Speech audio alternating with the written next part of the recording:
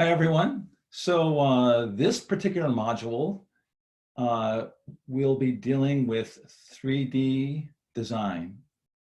And there's actually two parts to this project, and they both will each have a separate grade. But they go by quickly.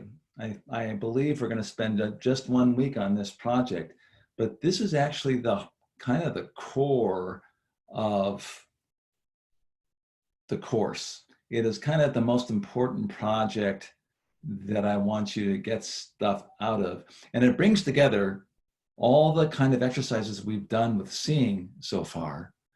And it brings together with the actual making as well. It is one of the more rewarding projects you'll ever find in ceramics. It is also one of the most frustrating in that when in the second part, when we actually make a sculpture of the first part, which you'll see what I mean in a bit. It's frustrating, but boy, it gives you just tons of information about how to make something look interesting.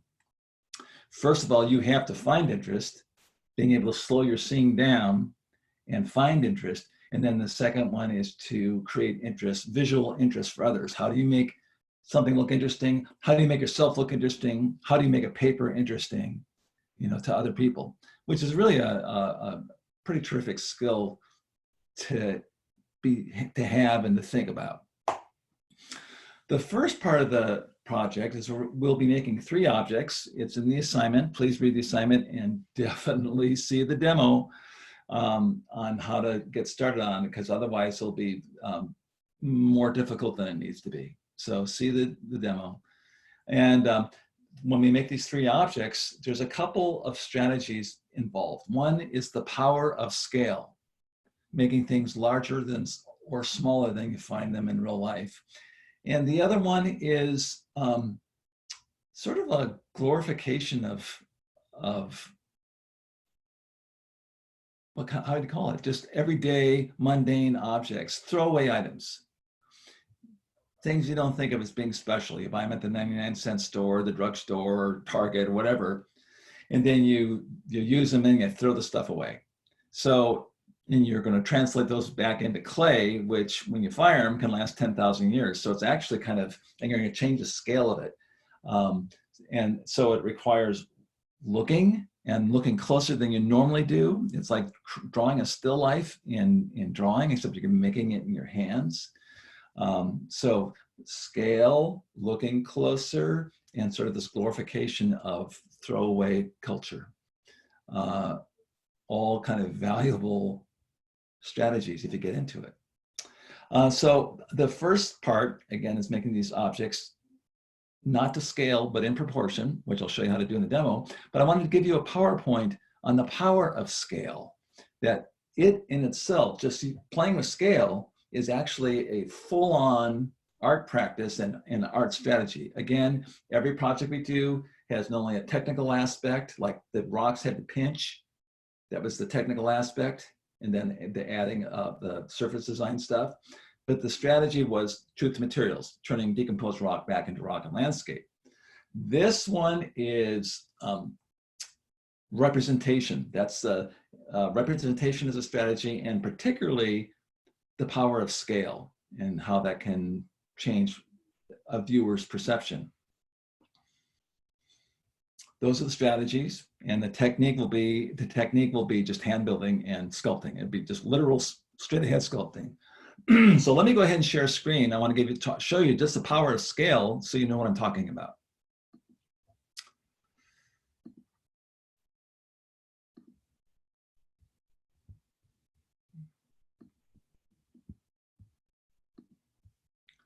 Power of scale. This particular artwork is called LAPD, Los Angeles Police Department, LAPD Blue. And these are police uniforms. However, these police uniforms are made for policemen who would be about 8 to 10 feet tall. I think I have another picture of people next to them. So you can see they're oversized. This was done during the Rodney King riots in the 1990s, the racial riots against violence against Blacks and police brutality, etc. Because the police came in very heavy-handed. When you see these in person, you almost feel like you're going to throw up because it's so kind of the oppressiveness. You can just feel it, just these huge police uniforms. And that's kind of the way it feels in real life. I think it's a, you know, sometimes that, you know, it's, I think for everybody, you know, being stopped by the police is, you know, makes your heart race and you feel out of control. And, you know, it brings up this fight, flight, or freeze response for everybody. Worse for a lot of people. But just this overbearing, you know, kind of oppressive feeling of being controlled. And you feel that when you walk into the gallery and see these, they're just overwhelming, really. And this is Chris Burden's work. He's an LA artist. I think he just died recently, taught at UCLA. But anyway, just by making the uniforms a couple feet taller than normal, just totally changes the whole response you have to them. So that's very powerful, this power of scale.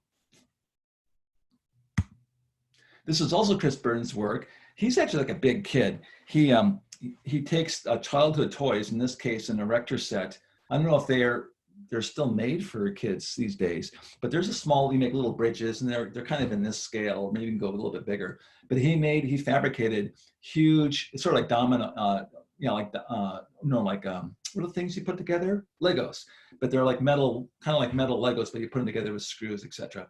And they're sets that kits that you can build different things out of. Anyway, he made big elements and made huge, so these like little kid toys and made huge ones that span, you know, that are really quite large. And again, the power of scale. And it just kind of it's almost like glorifying childhood in a way, just by making things bigger. This is also Chris Burden. This is at the LA County Museum of Art.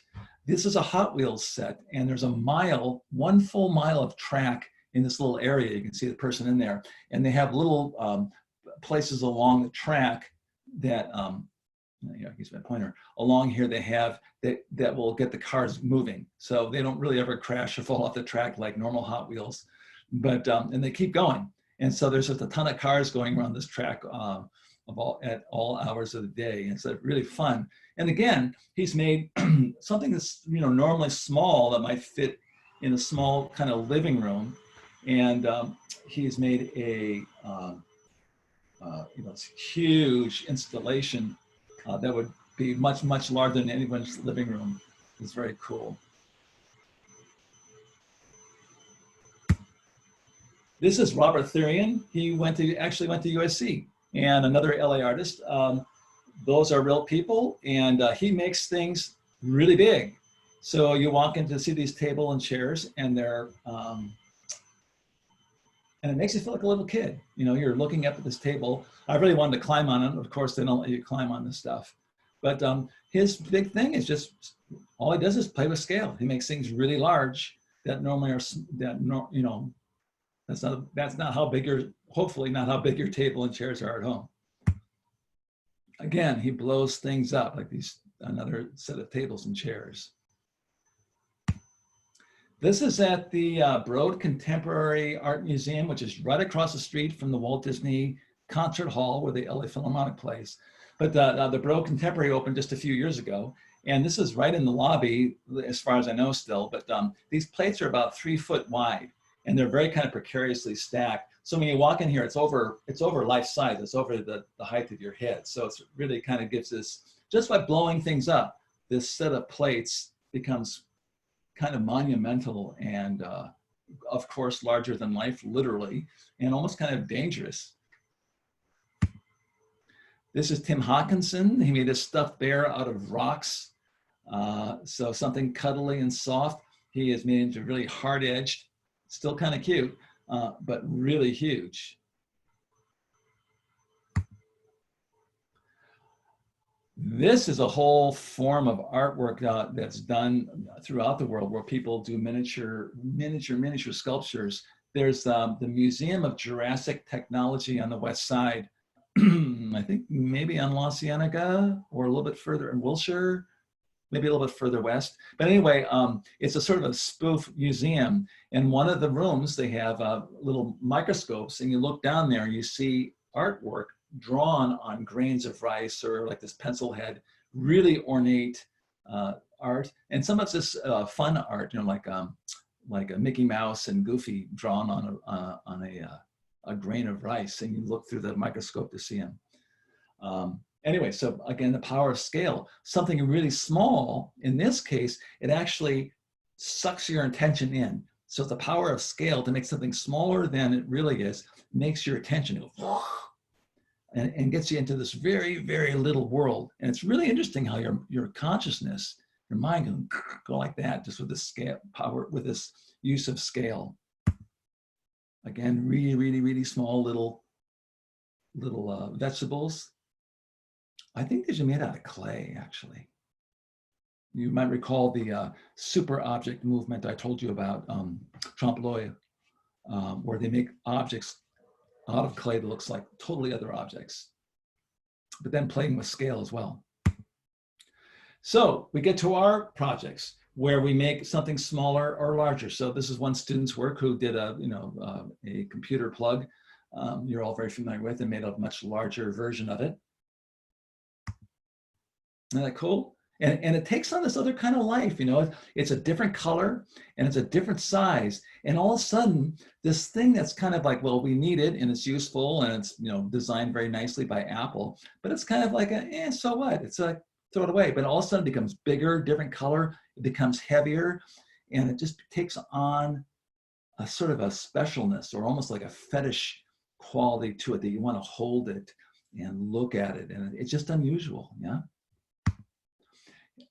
This is, well, Diana Chavez's work from last semester when we still had a studio. And she made a lighter and an eraser, and then this bolt right here. And you can see the reality these things take on. So what we're going to be doing, again, is making 3 objects. And you need to have the object in front of you so you can measure it. Please see the demo. I tell you how to do that. You have to have it in front of you, and then when you present it, I'll want you to present it with the object, the real one, and your either larger or smaller one. Unfortunately, she didn't have the lighter there, but you can see that's a really big lighter. If you know the size of an eraser, so you can kind of see the relative size of things. The whole idea is to look closer and measure and look closer and really don't represent it, make it. You know, so you're not just scratching lines in it, you're actually making what you see, if that makes sense. So in other words, if there's a button, let's say you dig your car key thing, you don't just scratch a button in, you actually make a little hole and put a little piece of clay in there like you would construct a real button, that kind of a thing. So we're really going for reality. We're going for make it look just like the object, but larger or smaller. Here are 3 other ones. Things in your purse and all that stuff are really in your, that you find in your pockets are the best things. These are all kind of throwaway objects. And we try to make them as real as possible, and larger or smaller. This was pretty complicated to do, but they did a pretty good job on that. Not so great on this one, but it's not bad, not bad. So this is actually very well done. I should say that. These are very well done. They're just a little bit crude, but not bad, not bad. And they really do. Actually, I kind of like them because they're just like the real object, except bigger in all 3 cases. And they have a little bit of a wiggliness to them. They're almost like a cartoon or an animated version of them, which I kind of like. These are a little bit more tight. So also you can see we're not doing logos, we're not doing anything other than the texture that you see. So no logos, just the texture, right? No writing, just the 3-dimensional object. Also, these are all solid. We're going to be building solid. But again, they went smaller in this, and larger in this. And so they take on, again, the power of scale. They're really kind of cool. Okay, there you go. I gave you some examples of student work, and so you should kind of shoot for that. That's how real you can make things look. So you'll need to spend probably a good hour on each one. And we have, I'll be introducing this on a Monday or Tuesday, and we'll be looking at them. They'll be due on either depending on your class, will either be due on Wednesday or Thursday, because we're gonna move through this thing. We're gonna do this project, both parts of the project in a week, which is fine because the 3 objects will probably take you about 3 hours, which is class time, and then the next part will probably take even less time, although it's a little bit more frustrating. Cover that later. But anyway, so we can get through this in a week, but it's really important. The critique is really important if you can make it to it. I'll also be giving PowerPoints on the second part of the project. I'll give you a couple of PowerPoints actually for that. So this is kind of a little bit lecture heavy too. I mean, I have this one on the scale, and then we have the other one on 3D design, on destabilized form. So please stay tuned. Please watch everything. The demos are going to be your lifeline in terms of being able to have the how-to, because otherwise you're going to just be not knowing. You don't know how to use the tools. You won't know how to craft these things to make them look cool. And it's actually kind of, if you know the trick, it's kind of easy and will make life really easy for you. So do watch the demos. Please watch all the PowerPoints. And that's it for now. Power scale, making things larger or smaller, and exactly what you see. And it'll be kind of fun. Things that you don't normally look at. It's just like our journal. Things you're not normally looking at, you just use it and throw it away. All of a sudden you're spending an hour looking at it and you'll discover stuff. It's a whole other world, just like the journal stuff. If you really get into the journal things, you find interest where you never even thought possible. You can get lost in it. It's really, really quite wonderful. Okay, thanks a lot for your attention, and we'll see you later. Bye-bye.